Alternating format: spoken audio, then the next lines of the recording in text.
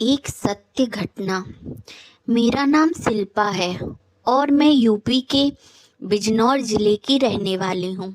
मैं अपने जीवन की श्री हनुमान जी से जुड़ी सच्ची घटना आप सभी से शेयर करना चाहती हूँ। मेरी बड़ी दीदी की शादी पिछले साल हुई थी। शादी के 1 महीने बाद ही उनको उनके ससुराल में रात को अजीबोगरीब किसी आदमी की आवाज़ सुनाई देती थी। उन्होंने उसे मन का भ्रम समझकर ध्यान नहीं दिया। फिर 2 महीने बाद अप्रैल को हमें एक अच्छी खबर मिली कि मेरी दीदी प्रेग्नेंट थी।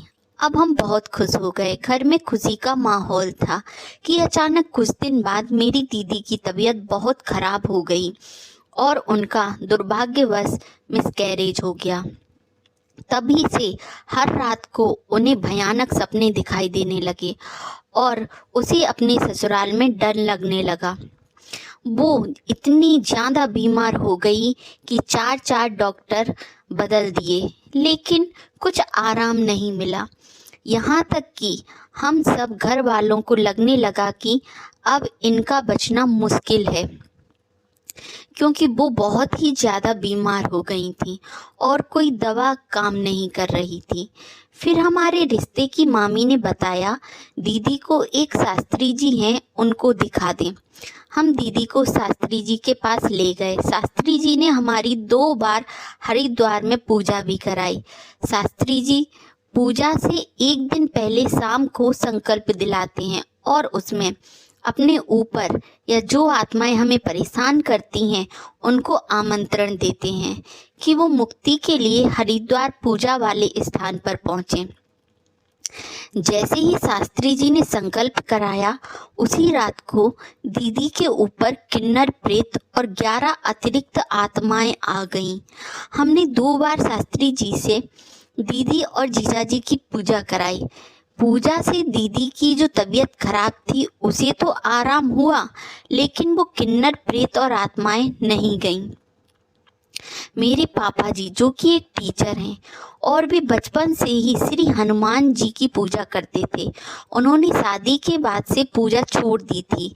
दीदी के ऊपर इतनी आत्मा रोज आती, ये देखकर हम बहुत परेशान हो गए थे। लगभग 15 दिन हो गए थे। इस किन्नर प्रेत ने यहाँ तक बोला था कि हम इस लड़की को अमावस्या को हर हाल में ले जाएंगे। कोई भगवान नहीं है, सबसे बड़ी मैं हूँ। जैसे ही अमावस्या पास आ रही थी, सबकी चिंता बढ़ रही थी। आखिर मेरी दीदी की जिंदगी का सवाल था। अमावस्या 3 जून को थी। 2 जून के दिन मेरे पापा को श्री हनुमान जी का ध्यान आया। उन्होंने घर पर ही सच्चे मन से श्री हनुमान जी को याद किया और कहा कि हे संकट मोचन हनुमान, अब आप ही हैं जो हमें कोई रास्ता दिखा सकते हैं जिससे मेरी बेटी की जान बच जाए। और फिर उन्होंने श्री हनुमान चालीसा पढ़ी। फिर अमावस्या वाली शाम को पापा ने हम सभी परिवार के सदस्यों को एक साथ बैठाया और श्री हनुमान चालीसा पढ़ने को कहा, क्योंकि पापा को मन ही मन लग रहा था कि आज अमावस्या वाले दिन वो किन्नर प्रेत जरूर कुछ ना कुछ करेगी। फिर जैसे ही हमने श्री हनुमान चालीसा का पाठ करना शुरू किया तो दीदी के ऊपर किन्नर प्रेत आ गई और वो किन्नरों की तरह ताली बजाने लगी और हमें डराने लगी। हमने फिर भी श्री हनुमान चालीसा का पाठ करना बंद नहीं किया। मैं आपको कैसे बताऊं, ये अनुभव खुद मेरी आंख के सामने प्रत्यक्ष रूप से हुआ है। मेरे प्रभु श्री हनुमान जी ने उसके हाथ बांध दिए और उसकी पिटाई भी की। वो अपना हाथ छुड़ाने की कोशिश कर रही थी और झपट्टे मार रही थी। पूजा में जो दीपक जल रहा था वो उसे बुझाने और श्री हनुमान जी की मूर्ति को गिराने का भी प्रयास करने लगी। तब प्रभु ने उसके हाथ बांध दिए और जब उसकी ताकत नहीं चली तो अंततः उसने प्रभु के सामने हाथ जोड़े और अपनी गर्दन जमीन पर प्रभु के सामने झुकाई। उस दिन की वो काली रात मेरी जिंदगी की भयानक रात थी। हमने उस दिन लगातार 3.5 घंटे श्री हनुमान चालीसा का जाप किया। तब जाकर श्री हनुमान जी ने उसे पकड़ लिया और दंडित किया, और हम आज उनकी कृपा से ही सलामत हैं।